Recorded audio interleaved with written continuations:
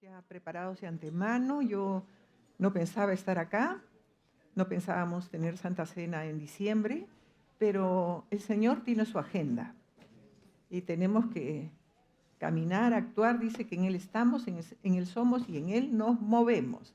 Así que amén y amén, Señora, aquí estamos. Como ya se ha dicho, vamos a tener la Santa Cena, una ordenanza dada por nuestro Señor Jesucristo, para que su pueblo tenga un memorial, un recordatorio. Esto viene desde el Antiguo Testamento. La primera vez que se celebró fue cuando el pueblo de Israel salió de la opresión y de la esclavitud en Egipto. Y desde ahí, Éxodo 12, los que han estudiado, hay estudios bíblicos, creo que hasta está por la internet, es Éxodo, ¿sí? Es muy interesante, hermanos, la historia.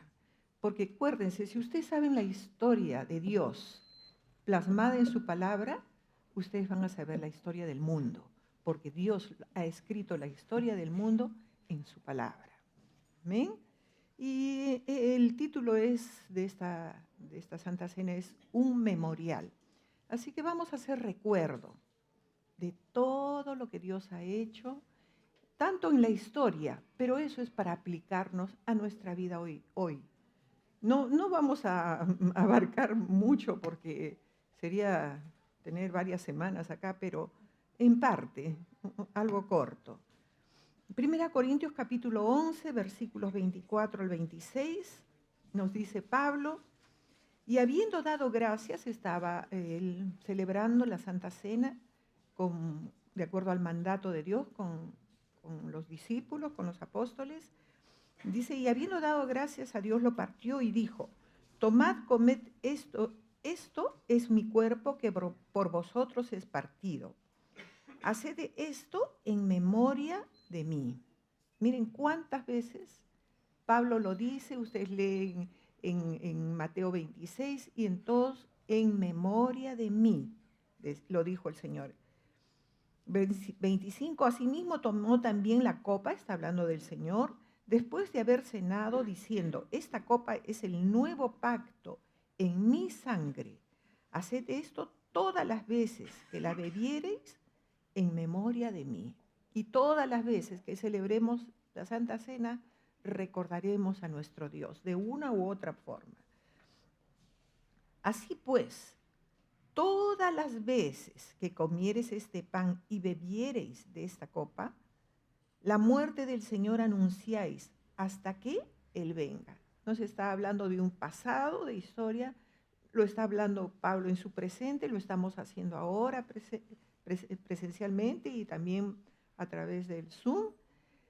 Y hay un futuro, una esperanza que nos da el Señor de su pronta venida, del siguiente acontecimiento más grande de que todos los profetas lo dijeron, de su venida por su iglesia o por su pueblo.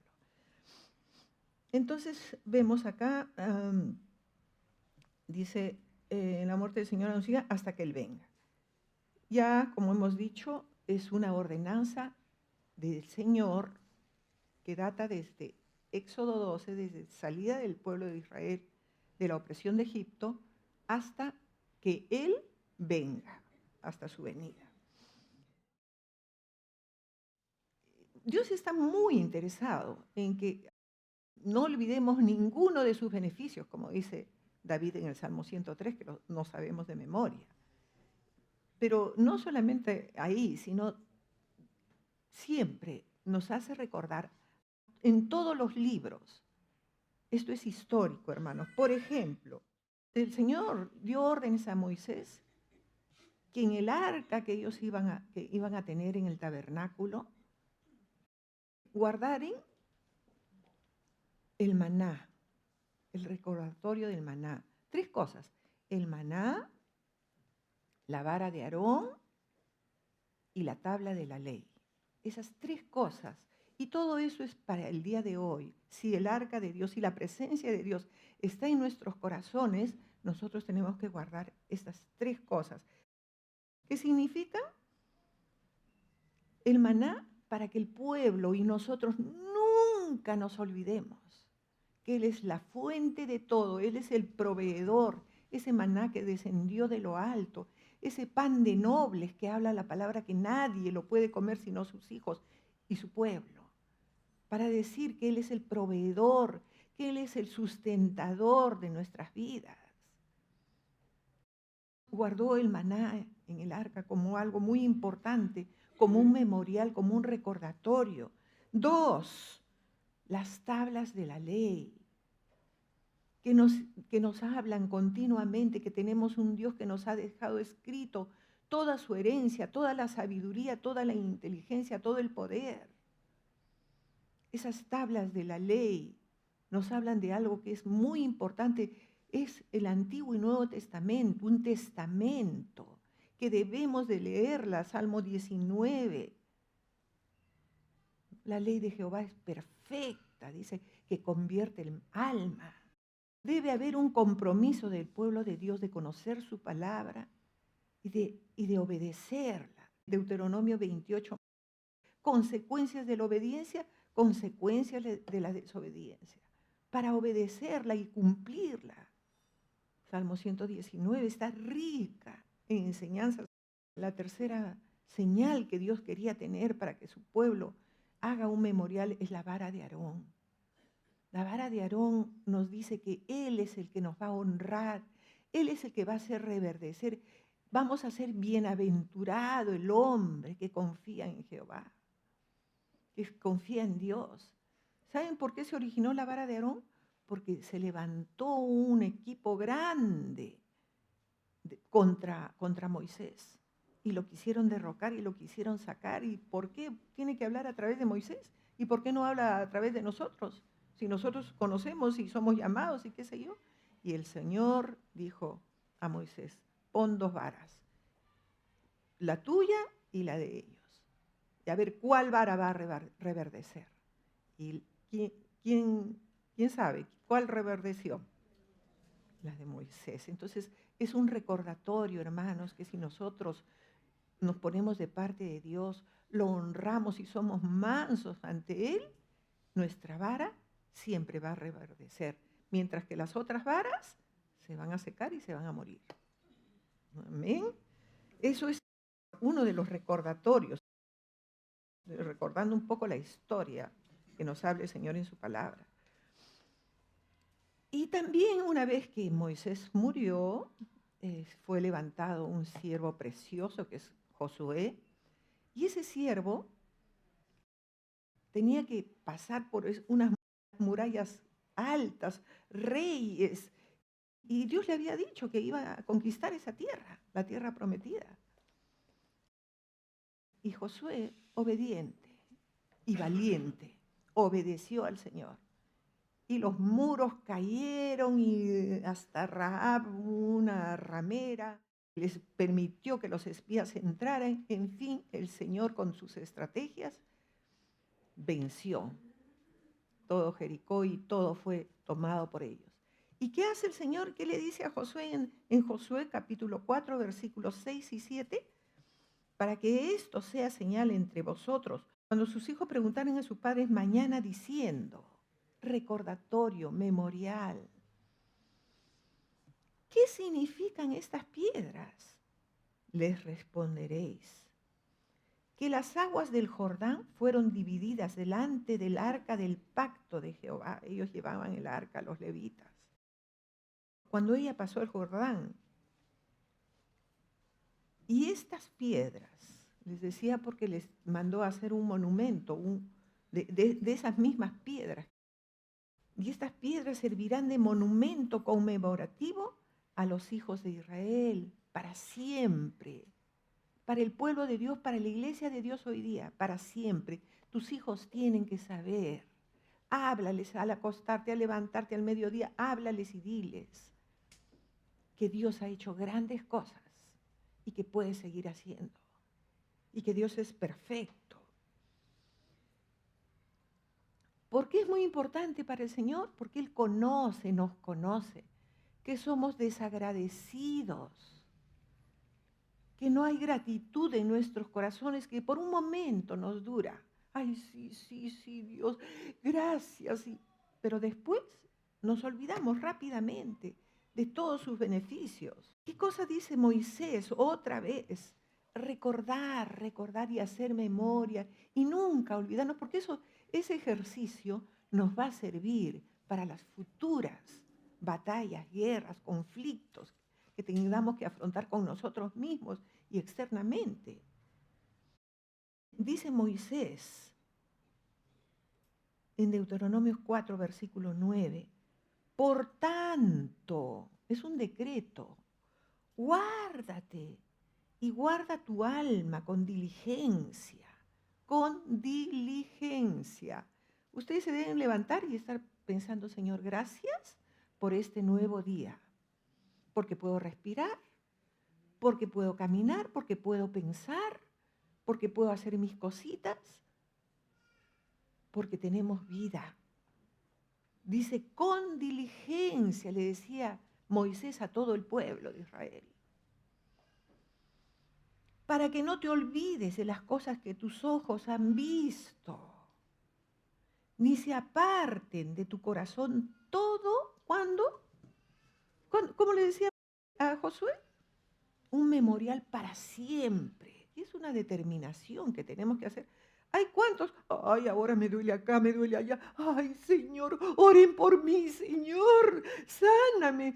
Ay, mañana me dan el diagnóstico de la tomografía. Ay, hermanos, siempre, en todo momento.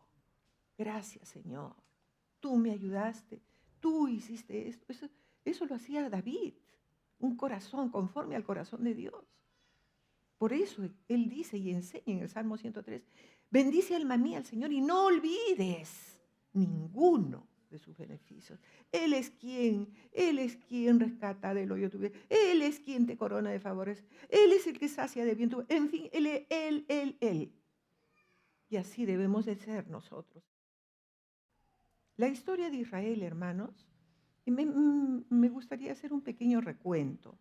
Es una de las historias más sorprendentes que hay en el mundo. Ese pueblo, ¿cómo ha podido sobrevivir todos los miles de años cuando de Babilonia no se sabe ni dónde está? Dicen los historiadores, ni siquiera conocen el lugar. ¿Dónde están todos sus enemigos, los filisteos? Toda esa raza desapareció, los heveos, los jebuseos, hombres valientes que tenían torres que David tuvo que conquistar y el único que pudo conquistar. Todos esos no tienen ni rastro ni de su raza, pero el pueblo de Israel no ha perdido esa adoración a Dios en su forma, aunque ahora están equivocados. Y Dios está tratando con ellos. Pero es un pueblo que es valeroso, un pueblo guerrero, un pueblo que siempre se ha notado por su valentía, por sus estrategias. ¿De dónde viene esa sabiduría? Ustedes van a Estados Unidos, hermanos, y todo es los mejores cirujanos, los mejores científicos son descendientes o judíos o descendientes de judíos, de israelitas. Todos los imperios. ¿Dónde está Babilonia? ¿Dónde está Grecia? Uno de los países más pobres del mundo. ¿Dónde están todos los imperios? ¿Dónde está Egipto? Dios me ha permitido, por su misericordia, ir ahí. Un pueblo lleno de moscas, sin agua. Olvídense. Entonces, hermanos, todos fueron usados por el Señor. Terminó su ciclo de uso para el Señor. Sacaron a su pueblo de Israel de Egipto. Inmediatamente el pueblo cayó. Igual ha sido con Babilonia. Babilonia los llevó cautivos. Dios tuvo que usar a Babilonia para castigar a Israel, porque los profetas le decían y les hablaban y ellos no entendían. Tuvo que entrar a Babilonia e ir cautivos, pero siempre levanta, siempre hay un remanente. Estaba Daniel, estaba Esdras, estaba Nehemías, había un remanente valiente. Y ellos fueron instrumentos para la restauración. Y Dios no permitió que los mataran. Ni en Egipto, ni a su descendencia, ni en Babilonia, ni en ningún lugar, ni Roma, con los césares locos que estaban Nerón, Calígula y todos. Entonces, hermanos, Dios guardó a ese pueblo. Dios los protegió.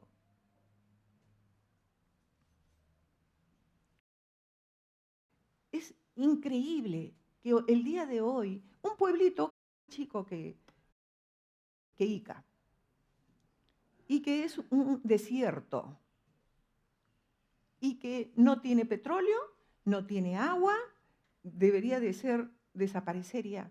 Pero hoy en día dicen los últimos censos que desde el 2018 no han hecho, pero hay alrededor de 16 millones de judíos dispersos por todo el mundo.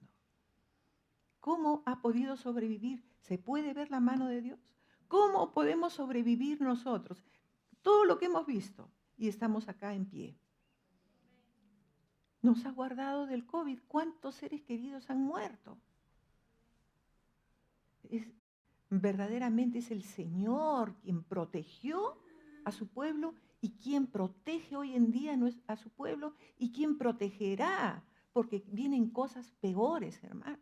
El pueblo de Israel y nosotros, su pueblo, estamos en pie porque Él lo ha designado así y porque Él nos guarda, nos cuida y aún en medio de todos estos problemas, aún políticos que tenemos, Él está en medio de nosotros y Él estaba en medio del pueblo de Israel.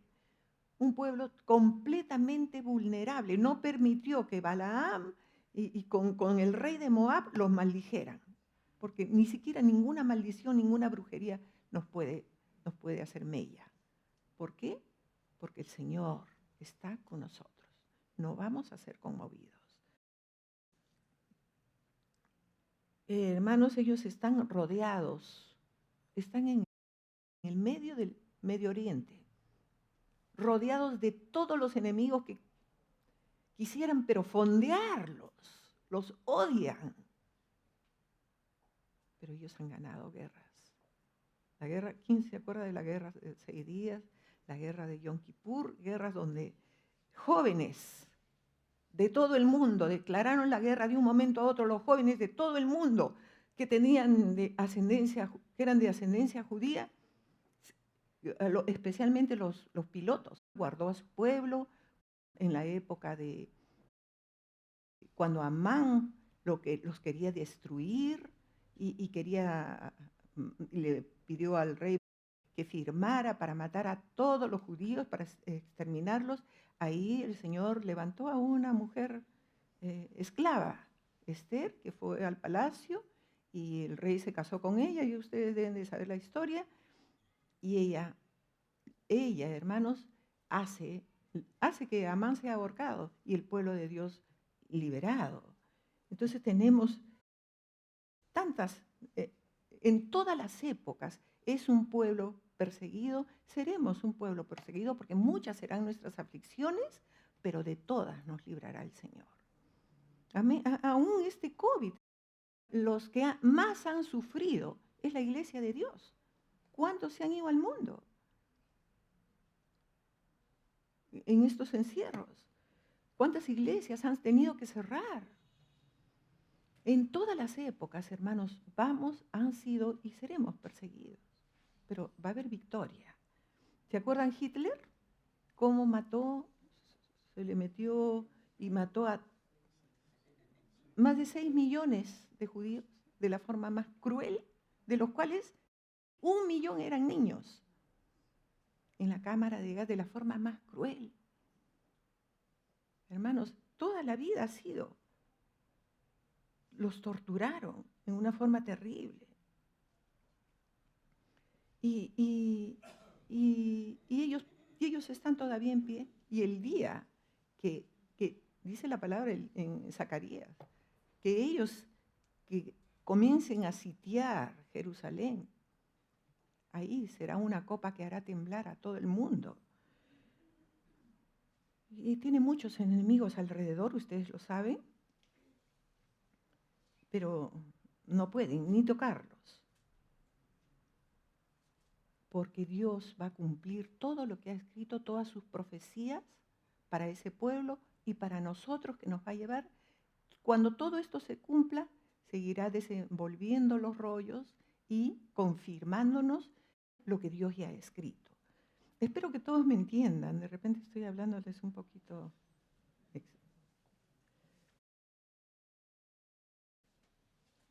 Romanos capítulo 11, versículo de 25 al 27. ¿Qué nos dice Pablo? Tratando de hacer un pequeño resumen del pasado, del presente y de lo que está por venir. Porque no quiero, hermanos, que ignoréis este misterio, para que no seáis arrogantes en cuanto a vosotros mismos. Está hablando al pueblo judío. Que ha acontecido a Israel endurecimiento en parte. Y también está hablando a la iglesia de Roma, donde habían judíos y gentiles. Endurecimiento en parte, hasta que haya entrado la plenitud de los gentiles. Hasta que nosotros vayamos a la presencia, hasta que el Señor venga por nosotros. La plenitud de los gentiles es ahora su iglesia, su pueblo. Solamente ellos han endurecido su corazón hasta que nosotros no estemos. Cuando nosotros ya nos vayamos con el Señor, entonces ahí viene el principio, los dolores de parto.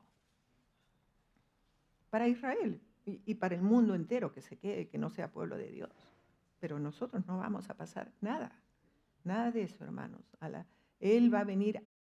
Nosotros pasaremos estos principios de dolores, pero el Señor, antes que entre el gobierno del anticristo, ¿no? El Señor y toda la maldad se desate, Él va a venir por su iglesia, por su pueblo, hasta que haya entrado la plenitud de los gentiles. Versículo 26, y luego todo Israel será salvo, como está escrito. Ahí va a venir el Señor, vendrá de Sión el libertador, que apartará de Jacob su impiedad, su desobediencia, y este será mi pacto con ellos cuando yo quite sus pecados. El Señor va a tener un tiempo para con ellos orar por la salvación de Israel. Es su pueblo y Él lo ama. Y esto es lo que ha dejado escrito, que Él va a venir por su iglesia y que nosotros nos vamos a ir con Él, y que mientras tanto la historia se tiene que desenvolver hasta que sucedan estas cosas, y después también. Dice la palabra que cielos y tierras pasarán, pero lo que Él ha escrito, sus señales, sus advertencias, sus promesas, no va a pasar. Dice, sécase la hierba, marchítese la flor, pero la palabra de Dios va a permanecer para siempre. Entonces, hermanos, aunque ahora el pueblo de Israel está pasando una disciplina fuerte. ¿Por qué? Porque rechazaron a Dios. Y el Señor no tiene hijos engreídos, a todos nos cae. Y cuanto más si conoces la palabra. Al que más conoce, al que más se le da, más se le demanda. Lucas capítulo 13, versículo 34 y 35, el mismo Señor hablándole al pueblo de Israel: Jerusalén, Jerusalén, que matas a los profetas y apedreas a los que te son enviados. ¿Cuántas veces quise juntar a tus hijos como la gallina a sus polluelos debajo de sus alas? Y no quisieron. Mandaba a sus profetas, no querían. Les hablaba, les advertía, no querían, y no querían, y no querían. Ya pues, entonces ahora, ¿qué les dice el Señor? He aquí vuestra casa es dejada desierta, y os digo que no me veréis hasta que venga el Señor por su iglesia y Dios comience el trato con él. Hasta que llegue el tiempo en que digáis, bendito el que viene en nombre del Señor. Hasta que se le quiten los velos y ellos recuerden las profecías de todos los grandes profetas, hablando del Mesías, porque no lo reconocen. ¿Por qué no lo reconocen? Porque vino de una forma muy humilde. Ellos esperaban al Rey de Reyes, al Señor de Señores, que los iba a liberar de la opresión, todo natural. Siempre uno busca su comodidad, su tranquilidad, su placer. le iba a liberar de la opresión de Roma, que los tenían pero torturados, pero no lo aceptaron. Isaías 53, que Dios iba a venir en una forma muy humilde, que no iba a ver parecer, ni era un hombre de apariencia, ni tenía ninguna hermosura, nada. No hubo nada bueno aparentemente en él. Vino de la forma más humilde, no tenía dónde nacer, no tenía dónde morir, no tenía dónde recostar su cabeza. Nació y fue hijo de padres, uno de los más pobres de Israel, María y José. Vamos a leer Isaías 53, versículos del 2 al 7. Hay mucho por leer en este capítulo precioso, pero vamos a verlo acá nomás. Subirá cual renuevo delante de él y como raíz de tierra seca.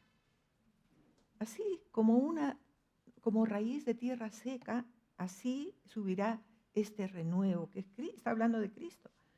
No hay parecer en él, no era hermoso de apariencia, dice, ni hermosura. Le veremos, mas sin atractivo, para que le deseemos, para que sea por él, no por lo que nos da, no por por el interés que tengamos, que aprendamos a amarlo por lo que eres Jesucristo, como cantamos. Y nada más.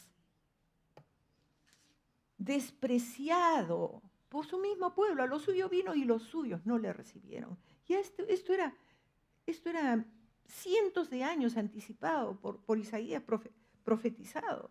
Despreciado y desechado entre los hombres, varón de dolores, experimentado en quebranto, y como que escondimos de él el rostro. Fue menospreciado y no lo estimamos. Así hemos vivido apartados totalmente, no hemos valorado ni la obra, ni la palabra, ni nada. Ciertamente Él llevó nuestras enfermedades y sufrió nuestros dolores, y nosotros le tuvimos por azotado y por herido de Dios. Ya, bueno, sufrió, pues sí, ya. Por herido de Dios y abatido, mas Él herido fue por nuestras rebeliones, molido por nuestros pecados. El castigo de nuestra paz fue sobre Él, y por su llaga fuimos nosotros curados. Todos nosotros nos descarriamos como ovejas. Eso hay que reconocer, hermanos. Todos nosotros somos inclinados al mal. Tenemos que reconocer eso. Cada cual se apartó por su camino, mas Jehová cargó en él, recordemos, hermanos, el pecado de todos nosotros. Angustiado él y afligido, no abrió su boca, como cordero. Sí, síganme poniendo todos los pecados. Como cordero fue llevado al matadero, y como oveja delante de sus trasquiladores. Enmudeció y no abrió su boca. Hermanos, era una oveja, un cordero, más tierno todavía. Más tierno es el cordero que la oveja. Y hicieron el escarnio que ustedes lo coronaron, lo escupieron, lo golpearon, le pusieron la corona y le golpearon, lo flagelaron. Cualquier cosa que yo les diga o que esté escrito es poco, hermanos, lo que Dios nos habla. Él decidió venir, él siendo Dios, se hizo hombre y pagó un precio muy alto por ustedes y por mí, como cantamos. Pero hermanos, nosotros vamos a ser como Pablo, o somos como Pablo. Decimos, si a Cristo lo conocimos según la carne, ya no lo conoceremos así nunca más. Porque ahora Él está sentado en su trono, ahora está a la diestra del Padre, ahora gobierna y dirige todo el universo. Todo este recuento es para recordar lo que ha pasado a ese pueblo, cómo ese pueblo desobedeció, cómo Israel no reconoce, no valora esta obra tan grande. Y nosotros también, hermanos, debemos de hacer memoria y reconocer, no debemos de ser como ese pueblo. Dice Pablo en 2 Corintios capítulo 5, 21, al que no conoció pecado, no tenía el porqué, se hizo pecado. Al que no conoció pecado, por nosotros le hizo pecado, para que fuésemos hechos justicia de Dios en él. Él llevó toda nuestra carga, todo para liberarnos. Él vino para darnos bendición y vida eterna. Hermanos, hoy es un tiempo de gracia, de salvación. Hoy es el tiempo de arrepentimiento antes de poder participar de esta cena. Dice la palabra que en tiempo aceptable te he oído y en día de salvación te he socorrido. Y este es un tiempo aceptable por el Señor. Nuevamente no sabemos. Lo vamos a celebrar hasta que Él venga o hasta que nosotros nos vayamos con Él. Pero nunca sabremos cuándo será la última cena que pasemos como iglesia acá en la tierra. 1 Corintios capítulo 11, versículos 28, 29 y el 31. Hermanos, nuestra Pascua, que es Cristo, ya fue sacrificada. Ya el Señor Jesús fue como un cordero inmolado, ya cesó todas las ofrendas, ya el Señor no permite que haya mayor sacrificio, porque ya Cristo lo hizo todo. Hoy día, hermanos, tenemos que hacer lo que corresponde. Aquí Pablo nos indica en 1 Corintios capítulo 11, ya hemos leído 28, 29 y 31. Por tanto, otro decreto. Pruébese cada uno a sí mismo y coma así del pan y beba de la copa. Nos está dando las indicaciones de lo que tenemos que hacer. Pablo, de lo que ellos hicieron, de lo que Dios ordenó y de lo que nosotros hacemos y haremos hasta que Él venga. Beba la copa, porque el que come y bebe indignamente, sin discernir, sin valorar el cuerpo de Cristo, sin valorar esa obra grandiosa de Dios, juicio come y bebe para sí. Si pues versículo 31, si pues, es como una orden, hermanos. Examínate pues, dice, examinémonos a nosotros mismos. Si nos examinásemos a nosotros mismos, no seríamos juzgados. Hermanos, eso es lo que Dios está pidiendo de nosotros. Un examen de nuestro corazón. ¿Cuántas veces nos rebelamos? ¿Cuántas veces el fruto de la carne en sus diferentes concupiscencias, la ira, la envidia, los celos, la amargura, los resentimientos, los recuerdos? Que Dios nos dé un corazón manso y humilde como el de Él. Vamos a entonar algunos cánticos, vamos a pedirle a los ancianos que por favor repartan mientras entonamos. Y mientras tanto yo quisiera que ustedes tengan en su corazón, si hay acá, como dice la palabra, si tienes algo contra tu hermano, deja tu ofrenda, deja todo y ponte a cuentas con tu hermano.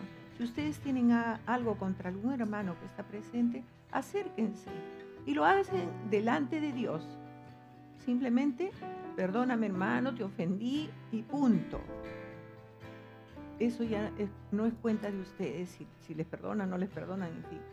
Pero lo están haciendo delante de Dios.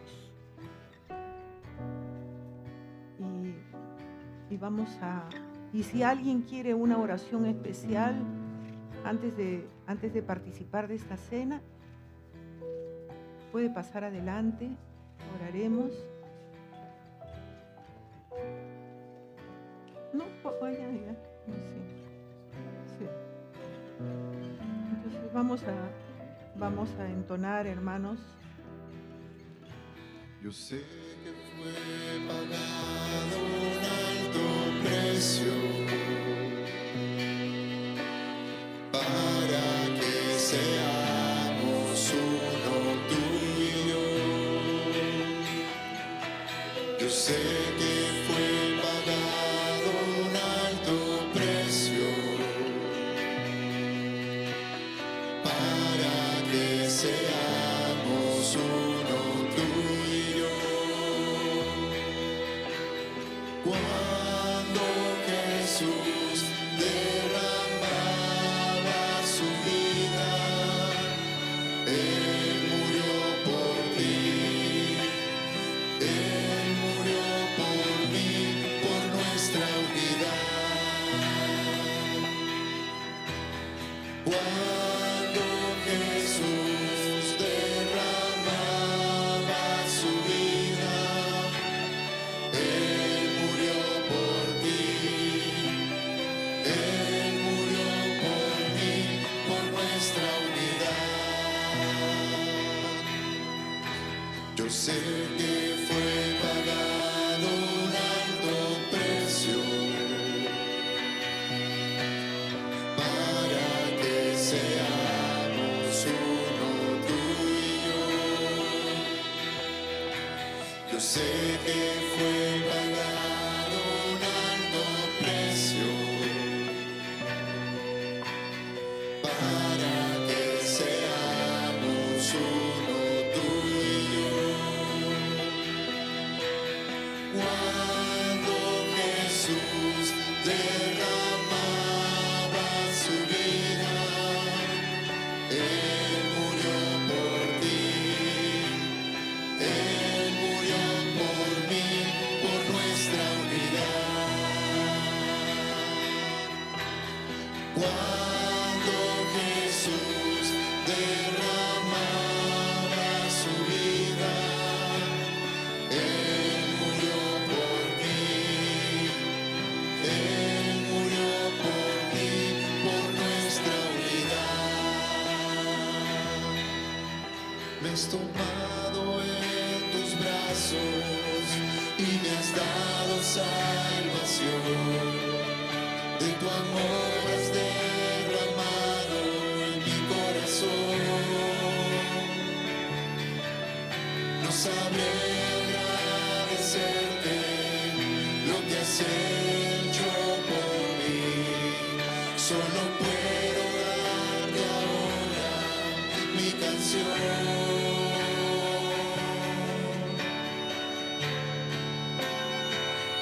Para darte las gracias, gracias Señor, gracias mi Señor Jesús, gracias